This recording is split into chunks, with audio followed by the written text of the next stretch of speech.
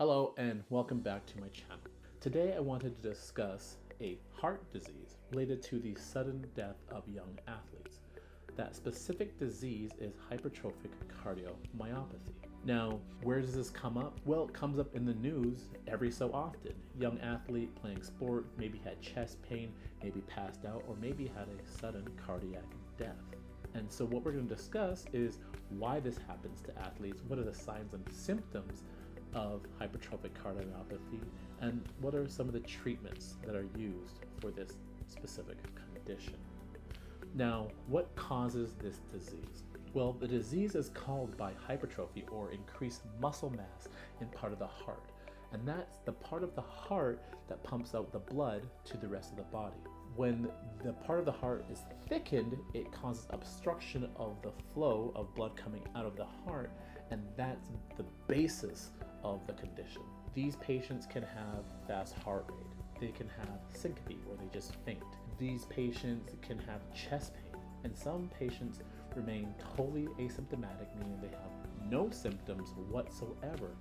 And some patients have the most serious symptom, which is cardiac death. So let's take a deeper dive into hypertrophic cardiomyopathy. So how do we detect this disease? How do we make the diagnosis? Well, you may think, okay, let's just get an EKG. I heard that's something that doctors do. Well, the problem is an EKG only tells you about the electricity going through the heart. And again, this is not a disease of the electricity in the heart. Specifically, it's a mechanical problem. So we have to see that enlargement of the heart. And the best way to do that is either by a cardiac MRI, like a picture of the heart, or an echo, which will show you how the heart is moving, and hopefully we can see that enlarged ventricle, that muscular part of the heart. That's what we do. And then if the heart is enlarged on the left ventricle, we know that possibly we have a diagnosis of hypertrophic cardiomyopathy. Now, what they did find out is that this disease does affect some 1 in 500 people. They believe that there's about 75,000 people with this disease. The problem is they think about only 1/7 of the people with this disease have symptoms.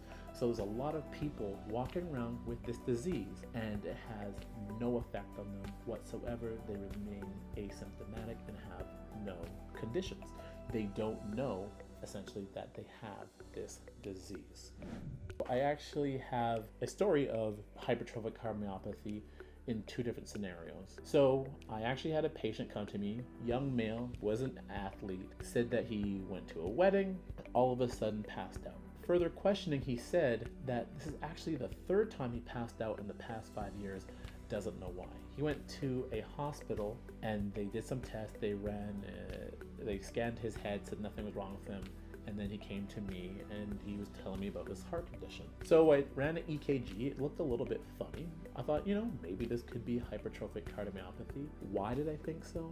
He said he had 2 family members who had sudden cardiac death, and this disease is genetic. I sent him to a cardiologist. Cardiologist worked him up, and it looks like he has hypertrophic cardiomyopathy. Now, when this happens, we actually have to have other family members screened for this because, again, it's a genetic disease.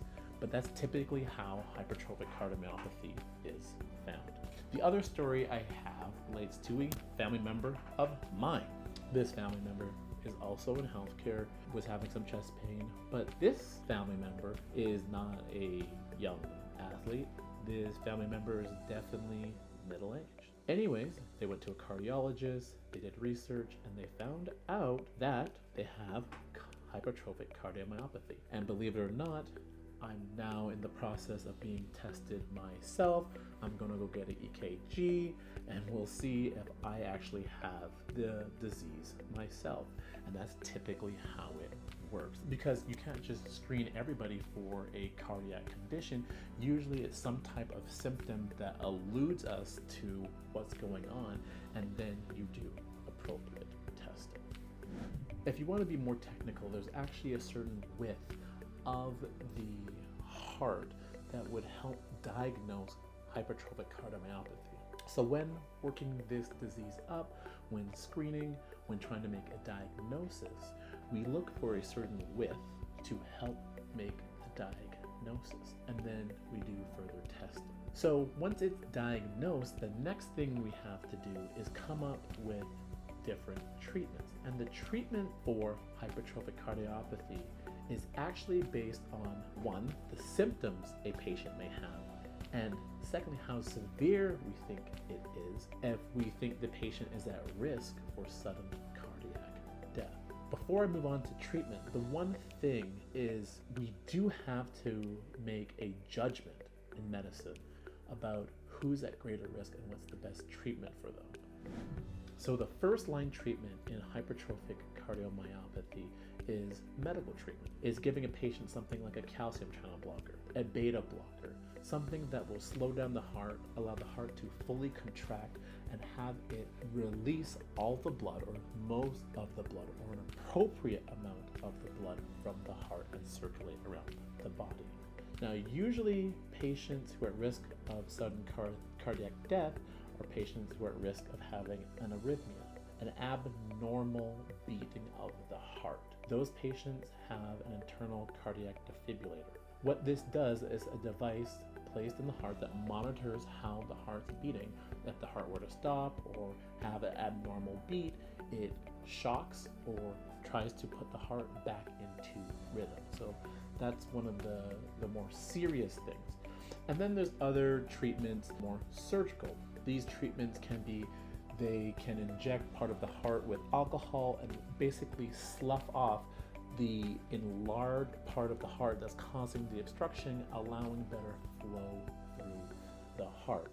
Or cutting a piece of the muscle of the heart, again, letting better flow. These are the typical treatments we use for hypertrophic cardiomyopathy. In conclusion, hypertrophic cardiomyopathy is a disease that affects many people. It affects many athletes and affects people of different ages. Patients can have all types of symptoms, have no symptoms at all, or can have the worst symptom again, which is sudden cardiac death. The most important thing to remember is that this disease does have a genetic component. So if it is found in certain family members, you should screen other family members. And next time you're watching the news and you hear about this young athlete rushed off, chest pain, you may consider hypertrophic cardiomyopathy.